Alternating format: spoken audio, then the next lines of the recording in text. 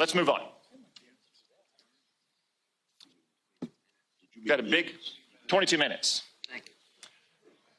We've got a big audience here. Many of them seem to be patriotic supporters of you, Mr. Hegseth. Some of them seem to be liberal critics of you. I would note that it's only the liberal critics that have disrupted this hearing. As was my custom during the Biden administration, I want to give you a chance to respond to what they said about you. I think the first one accused you of being a Christian Zionist. I'm not really sure why that is a bad thing. I'm a Christian. I'm a Zionist. Zionism is that the Jewish people deserve a homeland in the ancient Holy Land where they've lived since the dawn of history. Do you consider yourself a Christian Zionist? Senator, I'm a Christian, and I robustly support the state of Israel and its existential defense, and the way America comes alongside them is a great ally. Thank you. Because another protester, and I think this one was a member of Code Pink, which, by the way, is a Chinese Communist front group these days, said that you support Israel's war in Gaza. I support Israel's existential war in Gaza. I assume, like me and President Trump, you support that war as well, don't you? Senator, I do. I support Israel destroying and killing every last member of Hamas. And the third protester said something about 20 years of genocide. I assume that's our wars in Iraq and Afghanistan. Do you think our troops are committing genocide in Iraq and Afghanistan? Senator, I do not. I think our troops, as you know, as so many in this committee know, did the best they could with what they had. We're not the outcomes. And tragically, the outcome we saw in Afghanistan under the Biden administration put a stain on that, but it doesn't put a stain on what those men and women did in uniform, as you know full well, Senator. Thank you, Mr. Hegseth. While the priority of the Biden-Austin-led Pentagon was on DEI and woke training, one of the biggest embarrassments in American history happened when we lost 13 of our heroes in the botched withdrawal from Afghanistan. Secretary Austin testified before the House Armed Services Committee a couple of years ago, and responding to a question from me said he had, quote, no regrets about what happened in Afghanistan. I wonder, what do you make of that? Senator, it's shameful. They still tout it as the most successful airlift in American history, when what the rest of us all saw was true laid before our eyes.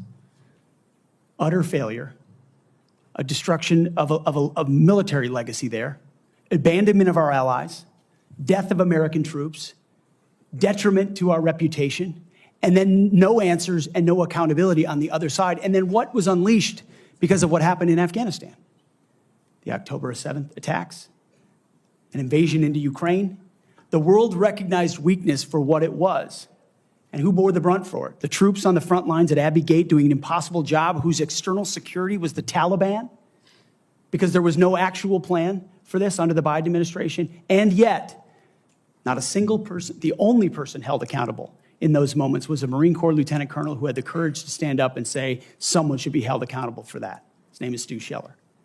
No one else involved has ever taken accountability for it. And when that microcosm becomes the reality of the perception of the American military or America's commitment to victory and success and positive outcomes, the world responds to that. Right now in Qatar, a country playing a lot of double games these days, ceasefire negotiations set to resume between Israel and Hamas, as Israel still fights to defend itself from the brutal military attack on their country, when more than 1,200 Israelis were murdered, and still Hamas holds more than 100 hostage. Israeli Prime Minister Benjamin Netanyahu joins us live from Jerusalem with an update. Mr. Prime Minister, thank you very much for being with us. The calls for a ceasefire at this point are extortion. The other on behalf of Hamas. But you've been in the press talking a lot about the offensive in Rafah. How does that play into getting Hamas to a place where they're prepared to negotiate on your terms? Look, the only thing that gets Hamas to release the hostages is continued military pressure. That's what enabled us to bring out already half of the hostages. That's what will enable us to get the remaining hostages. At the same time, there has to be pressure from Qatar that wields enormous influence on Hamas, and they should be pressed to press them. So the fact that we're going to destroy the remaining Hamas terrorist battalions in Rafah is both important for eradicating the Hamas rule, but also important for getting the hostages out. These are complementary goals. They're not contradictory goals. How many Hamas fighters, terrorists remain in Rafah? What kind of force are we talking about? We've destroyed about 19 of Hamas 24 terrorist battalions. So there are about 4 in Rafah. We have to destroy them. When people tell us don't go into Rafah, that's like telling the Allies, listen, don't go into Berlin, leave a quarter of the Nazi army intact. You know, that's ridiculous. You know, if we leave a quarter of the Hamas fighting terrorist battalions in place, they'll regroup, reconquer Gaza, and in fact, perpetrate once again what they vowed to do, which is to repeat the October 7th massacre over and over and over again. That's not going to happen. So we need total victory over Hamas. We're within reach. We should do it. We're going to do it while we enable the civilian population in Rafah to leave, as we've done up to now. But we have to finish the job. We need total victory. There's no substitute for total victory. There's no doubt this is a fight that Israel needs to finish, considering what occurred. Yet you already hear in our media and from our leadership, we're going to get to that in a moment, renewed calls again for a two-state solution. What's your view on these calls for a Palestinian state? Well, it's not only my view. It's the view of the vast majority of Israelis who believe that at this time to have a Palestinian state would be basically a formula for creating a platform, the greatest reward for terrorism in history, and it would create a platform for attacking Israel. In fact, Hamas had a de facto Palestinian state in Gaza. And what did they use it for?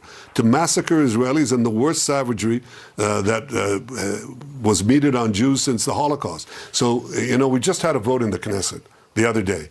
99 against 9 of the Knesset, our parliament members, voted against the attempt to impose on Israel a Palestinian state. See, you have to say, when people say, oh, well, you know, this is Netanyahu and his fringe, and fringe elements in his coalition. No, it's not. It's the vast majority of the Israeli public that understands that a Palestinian state, the way that is being envisioned, would be an enormous danger to Israel's future. So that's why they're united in resisting this. And it's I'm proud to lead this policy. But when I'm being criticized by various people in the United States as obstructing peace, because of that, well, number one, we're not obstructing peace. We're ensuring that we don't have a catastrophic suicidal move. And second, it's not just me, it's the vast majority of Israelis. So if you want to take up the issue with the vast majority of Israelis, say so. Say you're against the vast majority of the people of Israel. And don't try to personalize it, because it's not a personal thing. I'm leading the policy that most Israelis think is essential for our survival and our future. Let's talk about that criticism, Mr. Prime Minister. Here's Chuck Schumer slamming you on the Senate floor on Thursday. A new election is the only way to allow for a healthy and open decision-making process about the future of Israel. People on all sides of this war are turning away from a two-state solution, including Israel's Prime Minister, Benjamin Netanyahu. I believe in his heart he has his highest priority is the security of Israel. However, I also believe Prime Minister Netanyahu has lost his way. Mr. Prime Minister, he says you've got to go. Joe Biden says he liked the speech and also said your policies are hurting Israel more than helping Israel. Your response to Chuck Schumer and the president? I think Schumer's statements are wholly inappropriate. I think we're not a banana republic. The people of Israel will choose when they'll have elections, who they elect, and it's not something that will be foisted upon us. That, you know, it's wrong to try to replace the elected leaders of a sister democracy and a staunch American ally at any time, but especially during the time of war. Just imagine that after 9/11, and when you're in the midst of fighting al-Qaeda and winning, people will say, oh, well, the right thing, some Israeli would say, oh, the right thing to do is now to have new elections in America or have President Bush resign. It's inappropriate, shouldn't have been said. It's wrong. As far as my considerations, they're not for my personal survival. They are for the survival of the Jewish state, and that requires pursuing the war. It's something that my government enjoys the support of the overwhelming majority of Israelis. And let me tell you something, not only the majority of Israelis, but the majority of the American people. 82% support Israel consistently over the 5 months of the war against Hamas and not Hamas. So, you know, I don't know why Senator Schumer made those statements. I think the only thing that we should be focused on is changing the regime in Gaza, bringing down the terrorist regime of Hamas and not the duly elected government of Israel. That's the right policy. Well, as you know, Donald Trump is the front runner on the Republican side. He was recently asked about what Joe Biden has said on this topic. Here's what he said. And all of a sudden, he dumped Israel. That's what he's doing. He dumped Israel. Well, he's not walking away, but what would be in light of... But wouldn't you say he is walking away? I mean, he just said, essentially, that Bibi Netanyahu should take a walk. Do you feel like you're losing support, Mr. Prime Minister? Well, I hope not. First of all, let me say that I appreciate President Trump's tremendous support for Israel. When he was president, he recognized Jerusalem as Israel's capital. He moved the American embassy there. He recognized our sovereignty in the Golan Heights.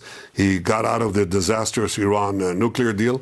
And he also, together, we worked and brokered the historic Abraham Accords, which brought peace with 4 Arab states.